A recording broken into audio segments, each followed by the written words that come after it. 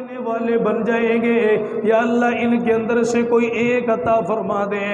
امام الانبیاء صلی اللہ تعالی علیہ وسلم دعائیں مانگ کر فارغ ہو گئے۔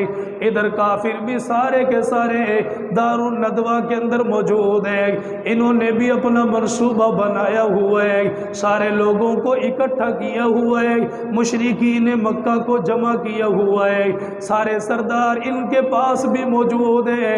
ان کے اندر ایک نوجوان کھڑا ہوا، اس نے کہا لوگوں اگر کوئی اس محمد کو قتل کر دے میں سرخ رنگ کے 100 اونٹ انعام کے اندر اسے دینے کے لیے تیار ہوں۔ دوسرا اٹھا، اس نے کہا میں 200 اونٹ سرخ رنگ کے اسے انعام کے طور پر دینے کے لیے تیار ہوں۔ تیسرا بیدار ہوا، اس نے کہا میں اپنی بیٹی کا نکاح اس کے ساتھ پڑھانے کے لیے تیار ہوں۔ کسی نے کہا میں سونا دوں گا، کسی نے کہا میں چاندی دوں گا، کسی نے کہا میں مال و اسباب کے ڈھیر لگا دوں گا، اگر کوئی اس نبی کا سر لے کر آئے گا، اس نبی کو قتل کر کے آئے گا۔ حضرت عمر ابن خطاب رضی اللہ تعالی عنہ بھی تشریف فرما، آپ کھڑے ہو گئے، ان سارے کافروں کی نگاہیں حضرت عمر کے چہرے کے اوپر آ کر ٹھہر گئی اور کہنے لگے عمر یہ کام تو کرے گا، تیرے علاوہ یہ کام اور کوئی نہیں کر سکتا۔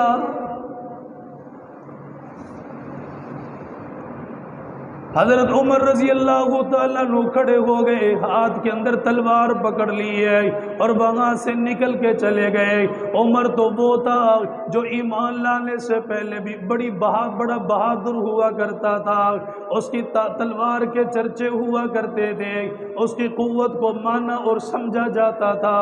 حضرت عمر رضی اللہ تعالیٰ عنہ اپنی اونٹنی پر سوار ہو گئے، ہاتھ کے اندر تلوار کو پکڑ لیا جسے نیام سے نکالا ہوا تھا، ہوا کے اندر لہرانا شروع کر دیا، مکے کی گلیوں کے اندر سے نکل کے جا رہا ہے۔ لوگوں نے پوچھا عمر کہاں جا رہا ہے؟ آج تیرے اوپر خون سوار ہو گیا، کہاں جانے کا ارادہ؟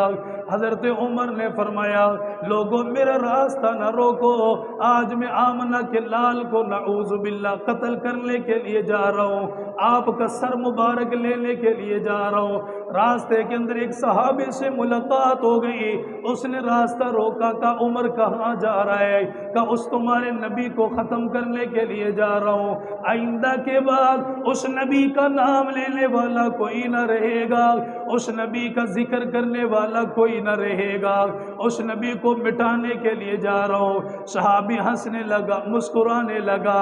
حضرت عمر نے فرمایا ہنستا کیوں ہے، مسکراتا کیوں ہے؟ اس نے کہا اس نبی کی بعد میں خبر لینا، پہلے اپنے گھر میں جا کے دیکھ تیری بہنوئی اور تیری بہن دونوں کلمہ پڑھ کر مسلمان بن چکے ہیں۔ اور عزت دار جو لوگ ہوتے ہیں نا، وہ دوسروں کی گھروں کی خبر لینے سے پہلے اپنے گھر کی خبر لیتے ہیں۔ اگر تو عزت دار ہے اپنے گھر کی خبر لے پہلے جا کے، تجھے پتہ چلے وہاں پہ کیا ہو رہا ہے۔ حضرت عمر رضی اللہ تعالیٰ عنہ کہنے لگے اگر تیری بات جھوٹی ثابت ہوئی تجھے کوئی نہیں بچا سکے گا۔ اس نے کہا میری بات کے اوپر اعتبار نہ کر، بھروسہ نہ کر، جا کر بہن کے دروازے پہ دیکھ کے آ۔ حضرت عمر رضی اللہ تعالیٰ عنہ جلدی میں تشریف لے گئے، آپ نے دروازے کے پاس جا کر دستک دی ہے، دروازے کو کھٹکھٹایا، بہن فاطمہ رضی اللہ تعالیٰ عنہ اندر تشریف فرمائے، انہیں دروازے کے کھٹکھٹانے کے انداز سے پتہ چل گیا کون ہے دروازے پر آنے والا، کون ہے ہمارے پاس آنے والا۔ جلدی سے اپنے شوہر کو اندر چھپا دیا، قرآن پڑھانے والے قاری کو بھی اندر چھپا دیا اور کہنے لگے میرا بھائی دروازے پہ آ گیا، پتہ نہیں کیا بنے گا۔ جلدی سے بہن نے دروازہ کھولا، سامنے دیکھا حضرت عمر رضی اللہ تعالیٰ عنہ کا سارا چہرہ بدلا ہوا تھا۔ آج غصے کے اندر ڈوبا ہوا ہے، غیظ و غضب کے اندر ڈوبا ہوا ہے۔ حضرت عمر رضی اللہ تعالیٰ عنہ اندر تشریف لے آئے، بہنا کو پکڑ کے کہنے لگا مجھے بتا کیا کر رہی تھی؟ اس نے کہا کچھ بھی نہیں کیا، صرف ہم نے ایمان کو بول کیا، ہم نے اسلام کو بول کیا، اللہ کے قرآن کی تلاوت کا آغاز ہم نے کیا۔ حضرت عمر رضی اللہ تعالیٰ عنہ نے بہن کو مارا، اتنا مارا اتنا مارا، منہ کے اندر سے لہو نکلنے لگ گیا اور چہرہ مبارک کے اندر سے لہو نکلنے لگ گیا۔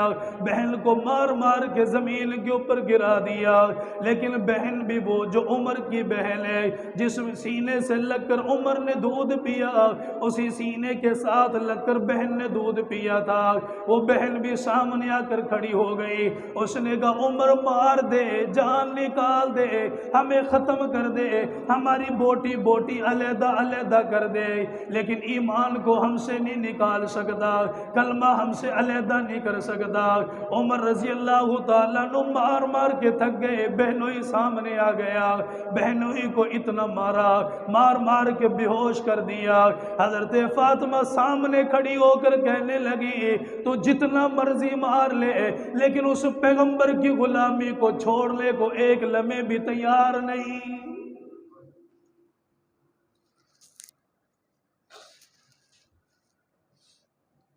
یہ جو کلمہ پڑھتا ہے اس لیے تھوڑی پڑھتا ہے کہ کلمہ چھوڑ دیں، تو نے مارنا ہے، ظلم کرنا ہے کر، لیکن ہم اس نبی کا دامن نہیں چھوڑیں گے، ہم نے پکڑ لیا ہے، ہم مضبوط رہیں گے۔ سیدنا عمر ابن خطاب رضی اللہ تعالیٰ عنہ نے دیکھا میں نے بہن کو مارا، ساری تکلیفوں کو برداشت کیا، کوئی جواب نہ دیا، میں نے بہنوئی کو مارا، مار مار کے میں نے بے ہوش کر دیا، لیکن یہ ایمان چھوڑنے کے لیے تیار نہ ہوئے۔ یہ تو وہ بہن ہے جو میرے سامنے ہاں میں ہاں ملایا کرتی تھی، کبھی آنکھوں کے سامنے آنکھوں کو نہ اٹھایا۔ عمر آج کیا ہو گئی اس بہن کو؟ آج میری باتوں کا جواب دے رہی ہے، آج میرے سامنے بول رہی ہے، آج مجھے کہہ رہی ہے عمر مار دے، ختم کر دے، لیکن کلمہ نہیں چھوڑیں گے، ایمان نہیں چھوڑیں گے۔ یہ کون سی چیز ہے جس نے اتنی طاقت ان کو دے دی، اتنا ایمان والا ان کو بنا دیا، اتنی طاقت والا ان کو بنا دیا؟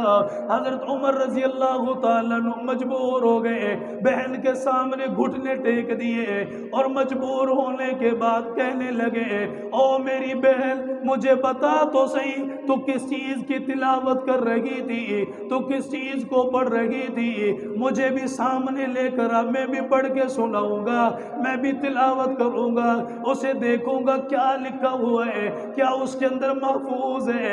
حضرت فاطمہ رضی اللہ تعالیٰ عنہ عمر بن خطاب کی بہن ہے، ابھی اسے مار لگی ہے، سارا جسم اس کا زخمی ہوا پڑا ہے، لیکن روتے ہوئے کیا کہتی ہے عمر تو ناپاک ہے، وہ اللہ کا قرآن پاک ہے، اور ناپاک پاک چیز کو ہاتھ نہیں لگا سکتا، تجھے پہلے شرک سے نکلنا پڑے گا، شرک کی لعنت کو چھوڑنا پڑے گا، تجھے کفر کو چھوڑنا پڑے گا، عمر تجھے ایمان کے اندر داخل ہونا پڑے گا، تجھے کلمہ پڑھنا پڑے گا، تجھے وضو کرنا پڑے گا، غسل کرنا پڑے گا۔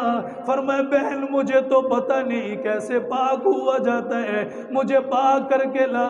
بہن ساتھ چلی گئی، حضرت عمر رضی اللہ تعالیٰ عنہ بھی ساتھ چلے گئے، بہن نے پانی اٹھایا، ہاتھوں کے اوپر ڈالا اور طریقہ بتلایا پاک ہونے کا، کس طریقے کے ساتھ پاک ہوا جاتا ہے۔ کون سی بہن ہے جس کے منہ سے خون نکل رہا ہے، کون سی بہن ہے جس کی ناک کے اندر سے خون نکل رہا ہے، کون سی بہن ہے جسے مار مار کے جس کا چہرہ زخمی کر دیا گیا، لیکن پھر بھی یہ کہتی ہے ناپاک ہو کر تو اللہ کے قرآن کو ہاتھ نہیں لگا سکتا۔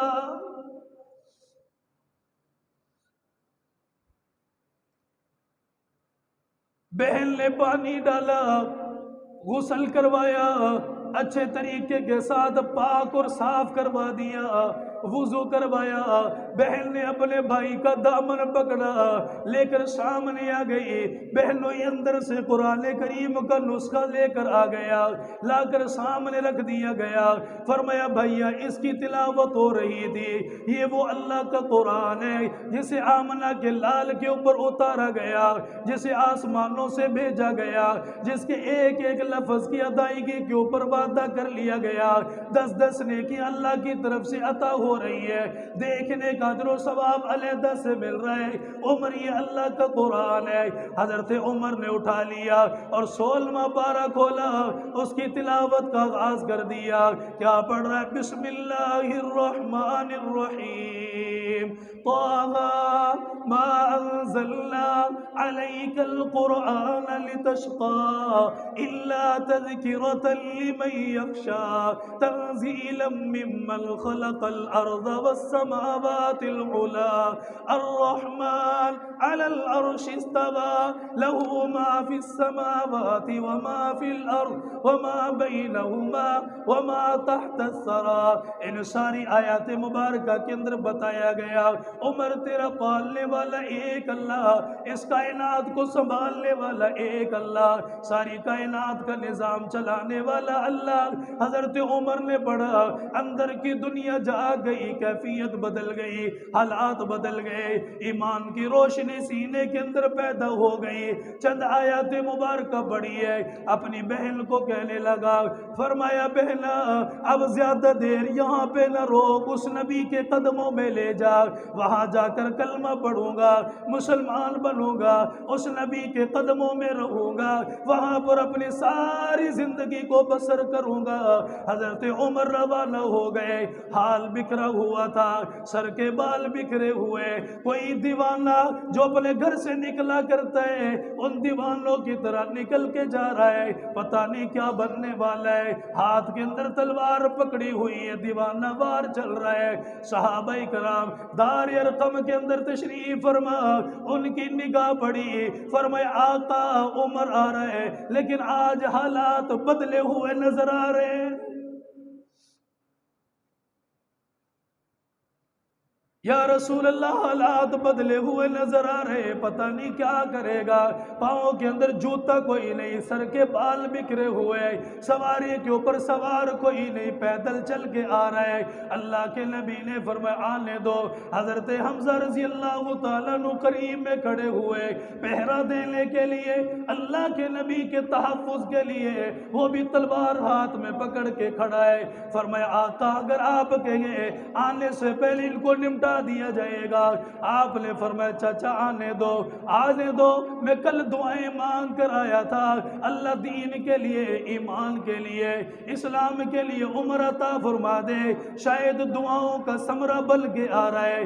اللہ کے نبی علیہ السلام کے قدموں میں چلے گئے، قدموں میں بیٹھ گئے اور بیٹھ کر رونے لگ گئے، آنکھوں کے اندر سے آنسو نکلنے لگ گیا، آنسوؤں کی جھڑیاں روانہ ہو گئی، اتنے رویا کرتے تھے۔ صحابہ فرماتے عمر نے اتنا رو کے دکھایا، اپنی زندگی کے اندر اتنا رو کے دکھایا، آنکھوں کے اندر سے جو آنسو نکلتا تھا یا چہرے کے اوپر 2 لکیریں بل گئی، اور رونے کی وجہ سے اتنا رویا کرتے تھے، وہ کفر کی زندگی کو رو رو کر یاد کیا کرتے تھے۔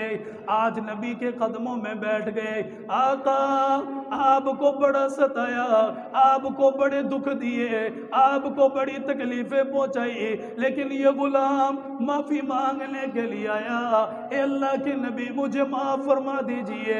اللہ کے نبی نے یوں ٹھوڈی کے اوپر ہاتھ رکھا، چہرہ اوپر کی طرف اٹھایا، عمر نظریں آنکھوں میں آنکھیں ملا، تجھے کیا ہو گیا؟